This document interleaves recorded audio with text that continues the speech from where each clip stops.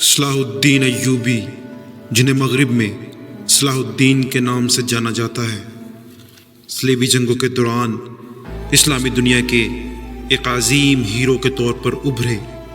ان کی غیر معمولی فوجی حکمت عملی، انصاف پسندی، شجاعت اور دشمنوں کے ساتھ حسن سلوک کی وجہ سے وہ مشرق و مغرب میں یکساں طور پر عزت و احترام کی نگاہ سے دیکھے جاتے ہیں۔ صلاح الدین ایوبی کا نام یوسف بن ایوب تھا اور وہ 1137 یا 1138 میں موجودہ عراق کے شہر تکریت میں پیدا ہوئے۔ وہ کرد نسل سے تعلق رکھتے تھے اور ان کا خاندان جنگجو اور عسکری صلاحیتوں کے لیے معروف تھا۔ ان کے والد نجم الدین ایوب اور چچا اسد الدین شیرکوہ دونوں ہی مشرق وسطیٰ میں اہم فوجی اور سیاسی عہدوں پر فائز تھے۔ صلاح الدین ایوبی نے اپنی فوجی تربیت اپنے چچا اسد الدین شیرکوہ کے ساتھ شروع کی، جو ایک قابل جنرل تھے۔ انہوں نے دمشق کے حکمران نور الدین زنگی کی فوج میں اہم کردار ادا کیا اور اپنی عسکری صلاحیتوں کا لوہا منوایا۔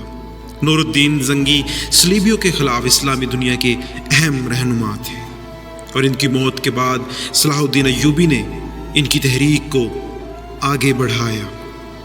1171 میں صلاح الدین ایوبی نے مصر میں فاطمی خلافت کا خاتمہ کر کے وہاں ایوبی سلطنت کی بنیاد رکھی۔ اس کے بعد وہ مصر کے حاکم بن گئے اور فاطمی خلافت کو ختم کر کے سنی اسلام کو مصر میں مضبوط کیا۔ اس سے نہ صرف ان کا سیاسی اثر و رسوخ بڑھا بلکہ اسلامی دنیا کے مختلف خطوں میں ان کی حمایت میں اضافہ ہوا۔ صلاح الدین ایوبی کا سب سے بڑا کارنامہ تیسری صلیبی جنگ کے دوران ہوا۔ ان کی قیادت میں مسلمانوں نے 1187 میں حطین کی جنگ میں صلیبیوں کو زبردست شکست دی۔ اس جنگ کے نتیجے میں انہوں نے یروشلم کو فتح کیا، جو کہ 88 سال سے صلیبیوں کے قبضے میں تھا۔ اس فتح نے انہیں اسلامی دنیا کا عظیم ہیرو بنا دیا۔ یروشلم کی فتح کے دوران صلاح الدین نے اپنی غیر معمولی انسانیت کا مظاہرہ کیا۔ جہاں صلیبیوں نے مسلمانوں اور یہودیوں کے خلاف ظلم و ستم کیا تھا، وہیں صلاح الدین ایوبی نے شہر میں داخل ہونے کے بعد عیسائیوں کے ساتھ نرمی اور حسن سلوک کا مظاہرہ کیا۔ انہوں نے عیسائیوں کو ان کے مقدس مقامات کی زیارت کرنے کی اجازت دی اور انہیں جانی و مالی نقصان سے بچایا۔ ان کے اس رویے نے انہیں عیسائی دنیا میں بھی ایک مہذب اور انصاف پسند رہنما کے طور پر مشہور کیا۔ صلاح الدین ایوبی اور صلیبیوں کے درمیان جنگیں جاری رہیں، مگر وہ ہمیشہ امن کی راہ تلاش کرتے رہے۔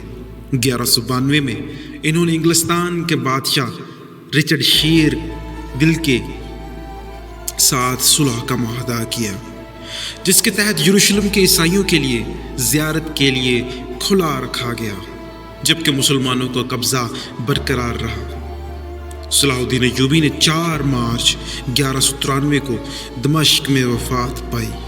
ان کی وفات پر نہ صرف مسلمان بلکہ عیسائی اور یہودی بھی غمگین تھے، کیونکہ ان کی شخصیت میں شجاعت، حکمت اور انصاف کا بے مثال امتزاج تھا۔ وہ آج بھی تاریخ میں ایک عظیم جنگجو اور انصاف پسند حکمران کے طور پر یاد کیے جاتے ہیں۔ صلاح الدین ایوبی کا نام اسلامی تاریخ میں عظیم فاتحین میں شامل ہے۔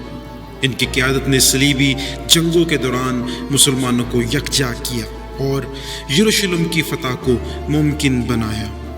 ان کی شخصیت نہ صرف فوجی قیادت کے حوالے سے مشہور ہے بلکہ ان کی انسان دوستی اور انصاف پسندی کی مثالیں آج بھی دی جاتی ہیں۔ صلاح الدین ایوبی کا عروج اس بات کی دلیل ہے کہ عظمت صرف طاقت سے نہیں بلکہ انصاف اور انسانیت کے اصولوں پر عمل پیرا ہونے سے حاصل کی جا سکتی ہے۔